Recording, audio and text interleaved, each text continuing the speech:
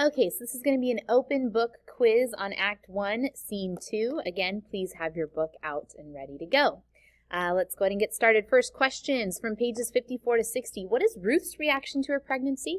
What is Mama's reaction to Ruth's pregnancy? And what is Beneatha's reaction to Ruth's pregnancy?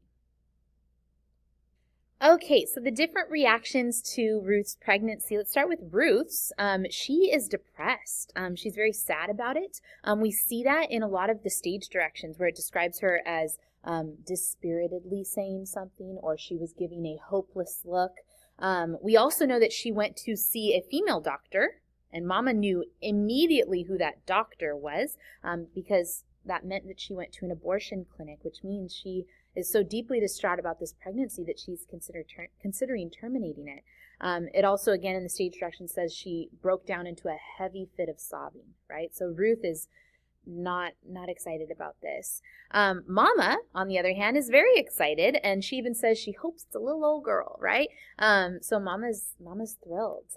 She has no concerns. She's like, cool, another baby, another life in the family. It's great. She loves her family, remember.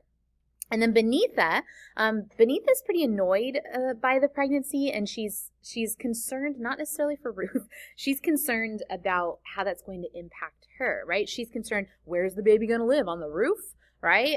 So she's concerned about how that will impact her own space and her own kind of ability to achieve her dream, right? How does that affect the family financially and such, okay? Second question, pages 60 to 66. What does Beneatha like about Assagai? And what does, for example, what does he offer her, or what does he do for her? And then what does Alayo mean?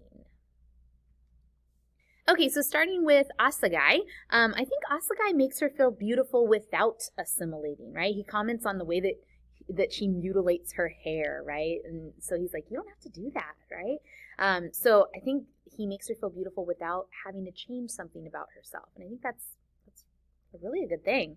He also helps and encourages her to connect to her African roots, right? He brings her the gift of the clothing. And I think just in general, he challenges her to really connect to who she is and helps her connect to her sense of identity. Okay, so Assagai really stimulates her in that way. All right, Alayo means one for whom bread is not enough. And I think what he means by that is that she's never going to be satisfied, but not in a bad way. It's just she's always going to want more for herself. She's always going to want to improve herself. She's always going to want her situation to be better, right? In life, in finances, in her identity, in an intellectual stimulation, right? She's not going to settle for George Murchison, right? She needs that stimulation. In her own growth, she won't be satisfied. And here's where it maybe is not so good, but she, I think, will never be satisfied with what she gets from other people as well, right? She's going to have high expectations for people, and it will never really be enough for her. And so I think that's what he means by Alayo. Next question, pages 60 to 66. How has Walter disappointed Mama? Okay, so how has Walter disappointed Mama? Well, I think he deeply disappointed her when he did not stand up for his unborn child, when he did not stand up and say something to Ruth. Mama expected him to try to convince her not to have the abortion in the same way that her husband or his father would have done. Also, what is a source of pride for Mama that she feels her children don't appreciate?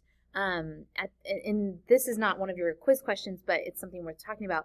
Mama is proud that she brought her children out of the South, out of fear of lynching, into a home. She kept her kids out of trouble. She maintained dignity as a family.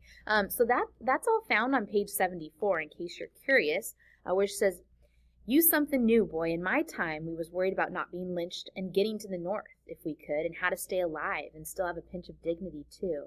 Right? It says, you ain't satisfied or proud of nothing we've done.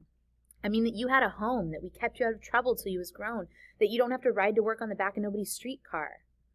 You, my children, but how different we done become. Okay? So I think she just does not understand why he's so hung up on this money thing. And I think the money thing is why he did not stand up for his unborn child, right? So that's the end of Act 1.